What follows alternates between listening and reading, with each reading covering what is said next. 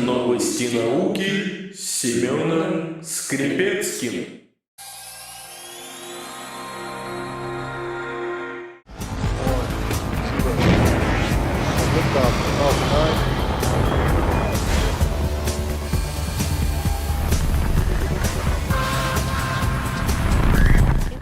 Weather is still looking good and the range is green for launch.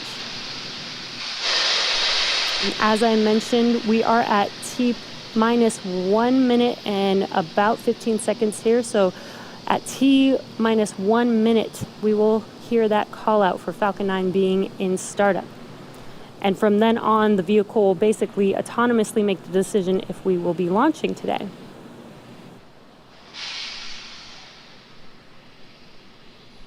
Falcon 9's in startup. And there's that confirmation that Falcon 9 is in startup. Next up at T minus 45 seconds, we should hear the call out for a go for launch. LD is go for launch. And there's that call out for go for launch. So as we're approaching T0, it is T minus 35 seconds. Let's watch and listen into the nets and watch this liftoff of our 30 seconds. Of our Starlink payload with our planet's SkySats.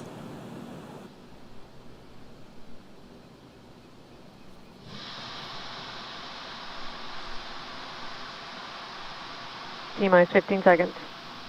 Falcon 9 is configured for flight. 10, 9, 8, 7, 6, 5, 4, 3, 2, 1, 0. Ignition. Liftoff of Falcon 9 and Starlink 8.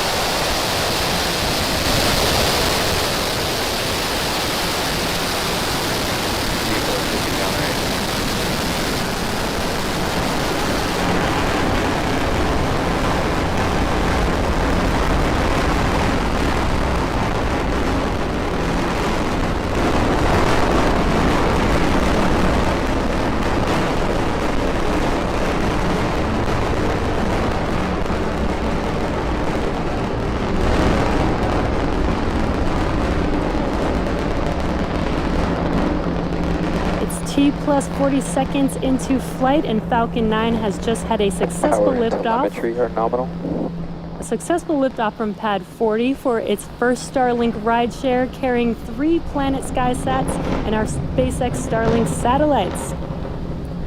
Next coming up will be Max Q, and that is the maximum aerodynamic pressure that the vehicle sees, the largest structural load that the vehicle sees throughout ascent.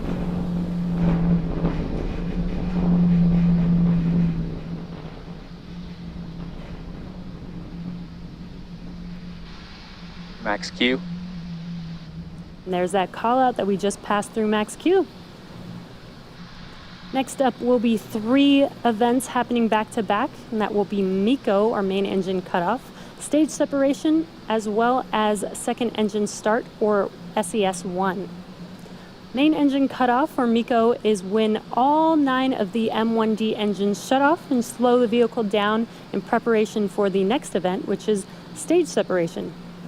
And stage separation is where the first stage separates from the second stage, with first stage making its way back to Earth and second stage taking our satellites to their targeted orbit. And then finally will be SES1, which is second engine start, with that MVAC engine lighting up and taking those Vehicle is following a nominal trajectory. And taking those satellites to orbit. Now those 3 events are coming up here in about 15 seconds. Again, that is MECO, stage separation, and SES1.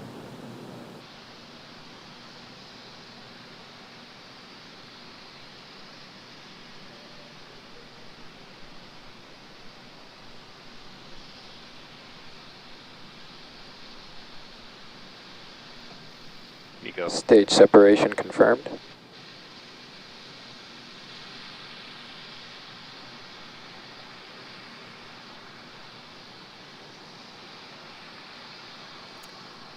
And there, as you saw live on your screen, MECO, main engine cutoff, and stage separation. First stage being on your left screen. On your right screen is second stage with that MVAC engine glowing bright red there. On your left screen, you can see those grid fins deploying on the first stage. Those grid fins help. Fairing separation confirmed. And we just had fairing separation. We had a successful deployment of those fairing halves. Let's see if Miss Tree and Miss Chief can make a catch attempt Vehicle today. continues to follow a nominal trajectory. And as I was mentioning, the grid fins have deployed. That helps guide that first stage back to its landing zone.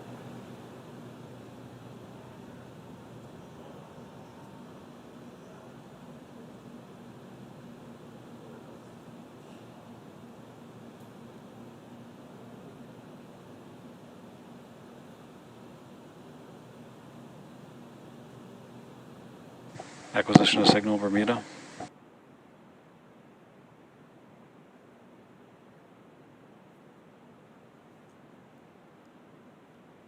Stage 2 is still looking good. We're getting a nice bright view of first stage on your left screen. And coming up next for first stage as it makes its way back to Earth, it will perform a couple of burns, the first of which will be the entry burn.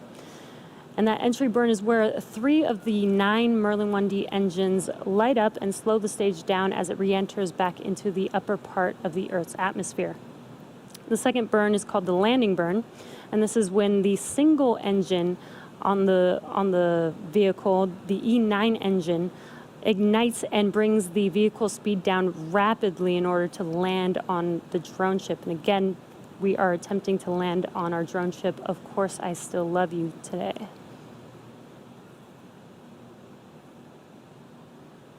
We're getting a nice bright view. I believe that is the sun hitting that first stage on your left screen there. So really, really cool view of that.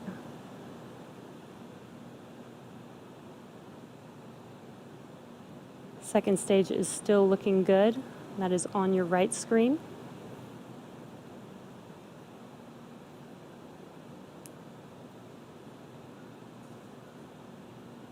And at T plus 5.5 minutes, we're just about 1 minute and 15 seconds or so away from that entry burn beginning on that first stage.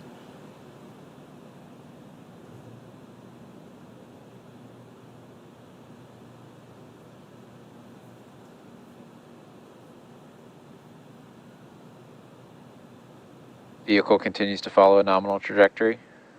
There's that call out that the second stage vehicle is still on a good trajectory.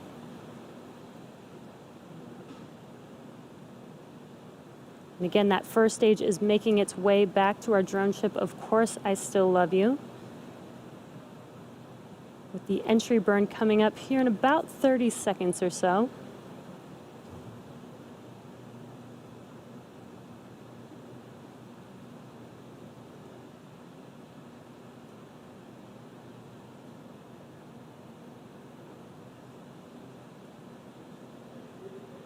Again, if you're just now joining us, what you can see on your left screen is first stage with those grid fins deployed, guiding the vehicle back to its landing zone. Stage 1 FTS is saved.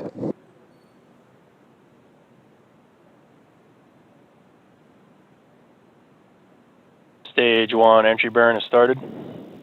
And there you can see that the entry burn has begun. It's lighting up that screen pretty bright there. The entry burn will last about 20 seconds long.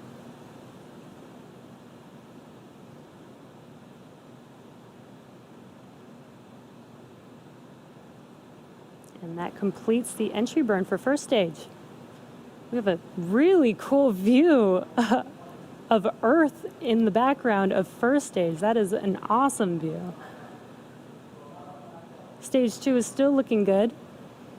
We're just about 1 minute away from that landing Signal burn. first stage from the Cape expected.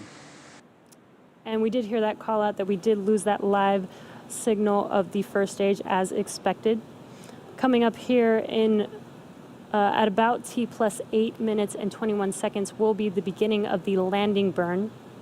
Landing burn will last about 20 seconds long, and then hopefully we'll get to see first stage touch down on our drone ship, Of Course I Still Love You. Stage 1 is transonic. And about 10 seconds after landing of the first stage will be SECO 1 on second stage. So we will have a couple events happening very close to each other. So we'll listen in and wait for those call outs.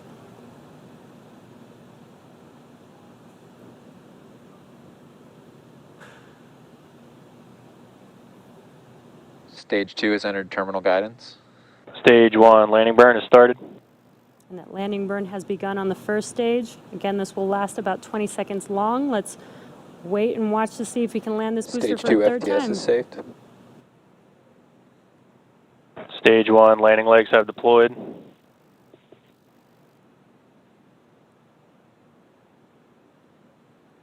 Wow, and we got a live, awesome view. And touchdown. Stage 1 has landed. Landing operators proceed to 11.100 on Recovery 1 and ECF 9.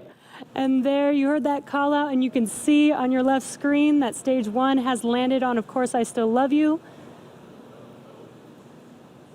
We are waiting for Stage 2 for SECO 1, which is second engine cutoff. What an awesome view of that first stage. Nominal orbital insertion. All right, starting TX Prime RF1A on. We did confirm Acquisition signal SECO Newfoundland, loss of and signal confirmed Cape good expected. orbit. So now that second stage is going to coast in this orbit for a few minutes. We're going to take a quick break and return back at T plus 11 minutes and 30 seconds for the deployment of Planet's 3 SkySats.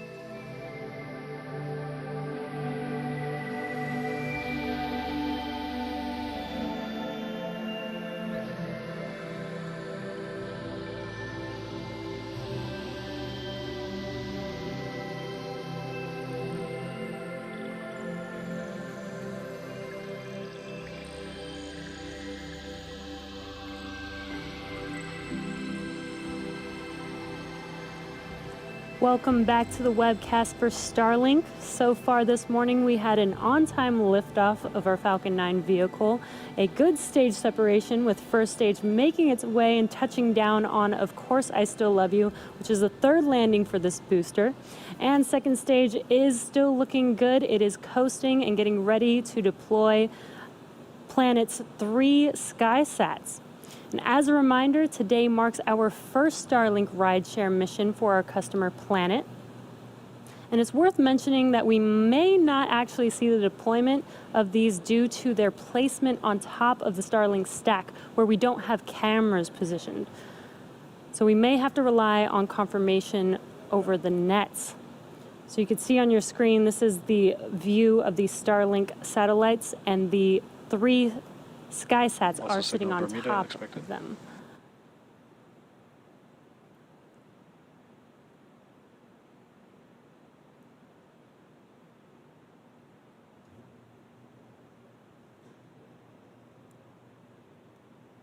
Should be hearing a call out for the first SkySat shortly. SkySat 1 separation confirmed.